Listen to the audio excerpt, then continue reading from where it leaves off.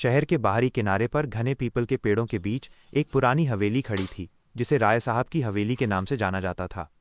इसे बने हुए लगभग 100 साल हो चुके थे और पिछले 50 सालों से ये वीरान पड़ी थी। आसपास के लोग कहते थे कि हवेली शापित है और जो भी रात को वहां रुकने की हिम्मत करता है वो कभी वापस नहीं आता।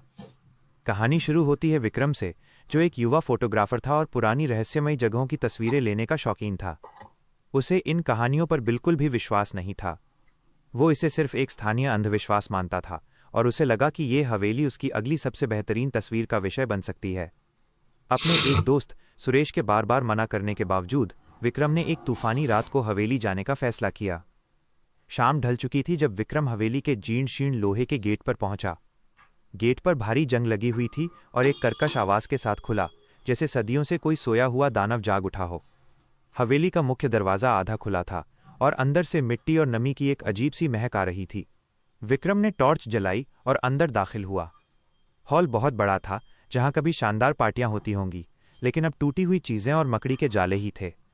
दीवार पर लगी एक बड़ी पेंटिंग, जिसमें राय साहब का परिवार मुस्कुराता हुआ दिख रहा था, कि आंखें ऐसी लग रही थीं जैसे वो उसे घूर रही हों। जैसे ही विक्रम ने अपना कैमरा सेट किया, उसने ऊपरी मंजिल से एक दबी हुई कराहने की आवाज़ सुनी। उसने आवाज़ को नज़रअंदाज करने की कोशिश की, ये सोचकर कि यह हवा या किसी जानवर की आवाज़ होगी। लेकिन आवाज़ दोबारा आई, इस बार थोड़ी ज़ोर से, और साथ में पायल की खनखनाहट भी सुनाई दी।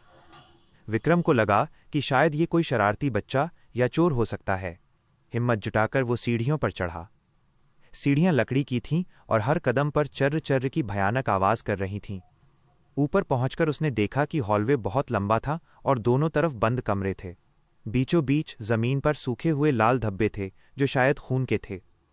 वो आवाज़ की दिशा में आगे बढ़ा और एक कमरे के सामने रुका, जिसका दरवाज़ा हल्का सा खुला हुआ था।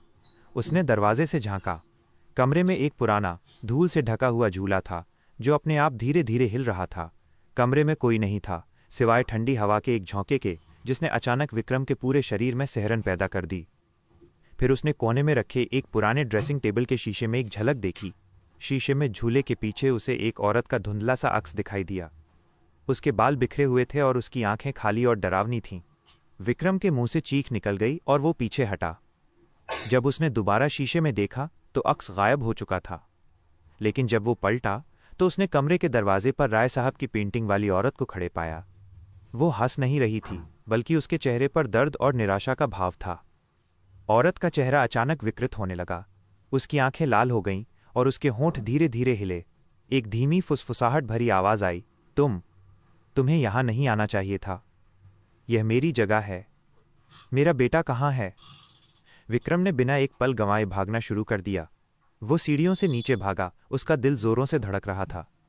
जैसे ही वो मुख्य हॉल में पहुंचा, दरवाज़ा जोर से धड़ाम की आवाज़ के साथ बंद हो गया। उसकी टॉर्च फर्श पर गिर गई और बुझ गई। अंधेरे में उसने महसूस किया कि कोई उसके पीछे खड़ा है। उसके कानों के पास एक ठंडी सांस महसूस हुई और वही फुसफुसाहट फिर से आई, कोई नहीं जाता। इस हवेली से कोई बाहर नहीं जाता।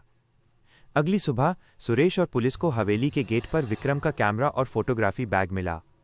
कैमरा टूट चुका था, लेकिन उसकी मेमोरी कार्ड सुरक्षित थी। कार्ड में आखिरी तस्वीर उस खौफनाक कमरे की थी जहां झूला था, और झूले के बगल में एक धुंधले अक्स के साथ जमीन पर एक पुरानी डायरी पड़ी थी, जिसमें राय साहब की पत्नी ने लिखा था कि उन्होंने अपने बेटे को खो दिया और उस दर्द को सहन न कर पाने के कारण उसी हवेली में अपनी जान दे दी थी। विक्रम कभी नहीं मिला। हवेली आज भी वीरान खड़ी है और उसके दरवाजे अब हमेशा के लिए बंद हैं। उन दबे